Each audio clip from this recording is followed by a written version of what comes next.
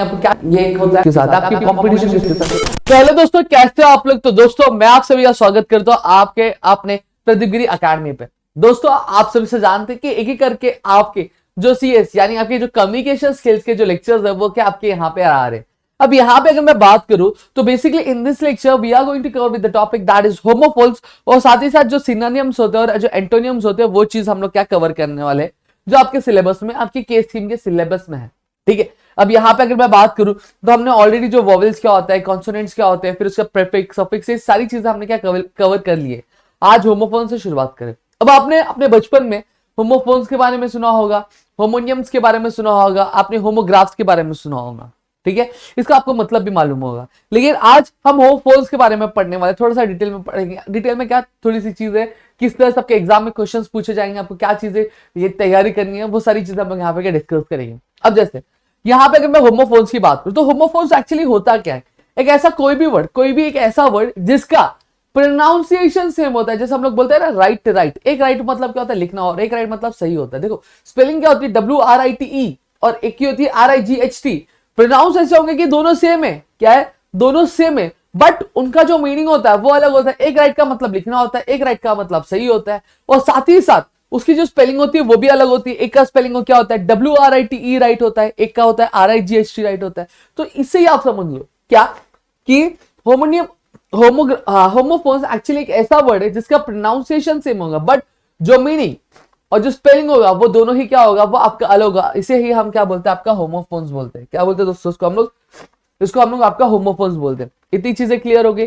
जैसे अगर एक एग्जांपल दूं, ब्लू ब्लू, एक ब्लू का मतलब क्या होता है बहती है हवा, BLEW, और एक ब्लू का मतलब BLUE कलर होता है आपका। समझ में आ गया, तो ये आपका होमोफोन्स होता है। तो यही चीज लिखी है यहाँ पे, the word that sound similar to another word, एक ऐसा वर्ड जो क्या दूसरे वर्ड की तरह सिमिलर साउंड मतलब प्रोनाउंस सेम कर रहे हैं, बट उसका क्या है, उसका स्पेलिंग और जो मीनिंग होता है वो अलग होता है। ठीक है, अब यहां पे आपको होमोफोन्स क्या होता है वो समझ गया होगा, लेकिन अब आपके एग्जाम में क्वेश्चन किस तरह से आएंगे। आपका जो MSBTE का जो एग्जामिनेशन होगा आपका, तो उसमें आपको होमोफोन से रिलेटेड क्वेश्चन कैसे आएगा। देखो क्या कर दिया जाएगा, आपको दो वर्ड दे दिए जाएंगे। जैसे यहां पे मैंने दिया है ब्रेक और ब्रेक दिया हुआ है। ठीक है, दोनों का प्रोनाउंसिएशन सेम है, और in this case you will be asked कि आपको इसका मीनिंग बताना प्लस इसका एक सेंटेंस फॉर्मेशन में क्या यूज करना आपको दिया जाएगा। जैसे फॉर एग्जांपल अगर मैं देता हूं, ये एक ब्रेक का मतलब क्या होता है, ये एक ब्रेक का मतलब BRE, एक की ब्रेक का मतलब सबसे पहली चीज थोड़ा सा क्या आराम करना, ये एक होता है। और एक होता है क्या किसी चीज को तोड़ना। सही बात है, ये ब्रेक की मीनिंग हम लोग दो मीनिंग लेते हैं हमारा। ठीक है, ये ब्रेक का मतलब क्या होता है, कोई भी व्हीकल लगा रहा है तो व्हीकल चला रहा है, उस व्हीकल में जो ब्रेक होता है वो ब्रेक को लगाना, इसको हम लोग क्या बोलते हैं, आपका ये वाला ब्रेक बोलते हैं। इतना क्लियर हो गया।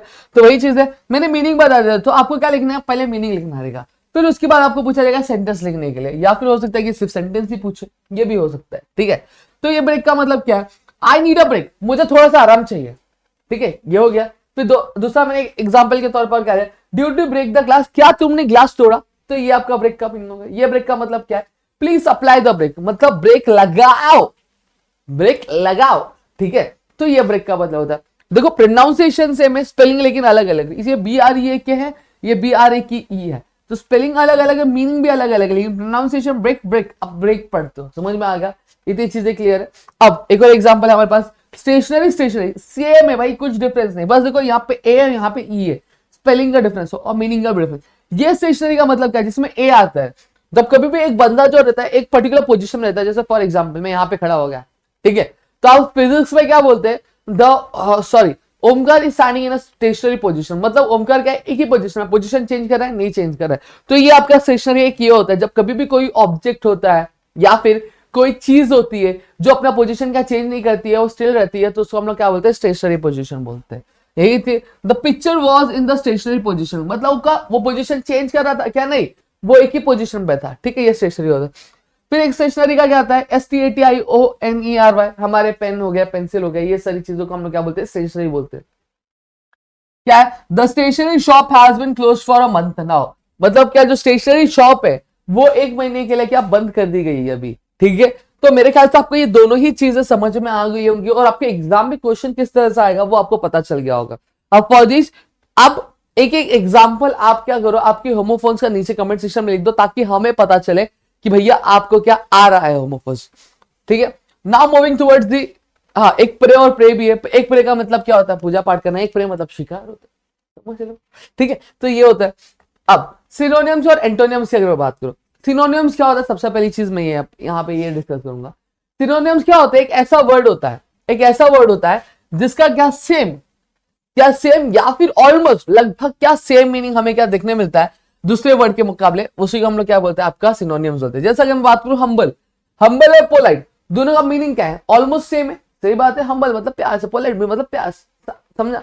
तो इसके बाद अगर मैं बात करूं इलीगल लॉ, अनलॉफुल, इलीगल मतलब गैर कानून, अनलॉफुल भी मतलब गैर कानून है। अगर जैसे मैं बात करूं he was performing illegal activity, I can also say that he was performing an activity which was unlawful, मतलब दोनों का मतलब सेम होगा ना, तो सिनोनिम्स मतलब यही होता है।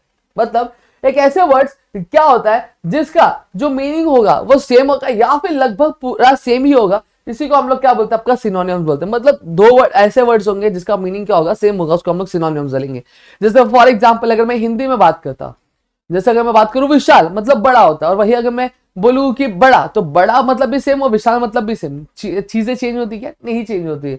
जैसे फॉर एग्जांपल एक और चीज यहां पे मैं बात करूंगा, आपका समाप्त और अंत, खत्म, समाप्त और अंत, अंत का मतलब भी एंड और समाप्त का मतलब भी एंड, तो दोनों का मतलब क्या? सेम है। तो ये क्या होता है? आपके सिनोनियम्स होते हैं। वेकेशन, वेकेशन मतलब छुट्टी, हॉलिडे मतलब छुट्टी, ऑब्स्टेकल मतलब आपका क्या आ गया? ऑब्स्टेकल मतलब आपका अड़चन, ऑब्स्ट्रक्शन मतलब अड़चन, ठीक है। कंपटीशन मुकाबला, राइवलरी मुकाबला, मेरा आपकी राइवलरी किसके साथ? मेरी राइवलरी उसके साथ। आपकी कंपटीशन किसके साथ है? उसके साथ। सेम मीनिंग होता है भाई।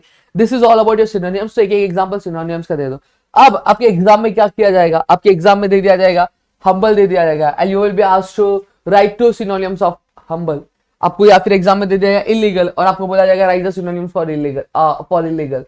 ये इस तरह से वेकेशन दे दिया जाएगा, आपको बोला जाएगा 2 सिनोनिम्स लिखो, 3 सिनोनिम्स लिखो। तो ऐसे आपको क्या सिनोनिम्स लिखने के लिए क्या दे दिया जाएगा। तो आई होप आपको सिनोनिम्स क्या वो भी क्लियर हो गया होगा।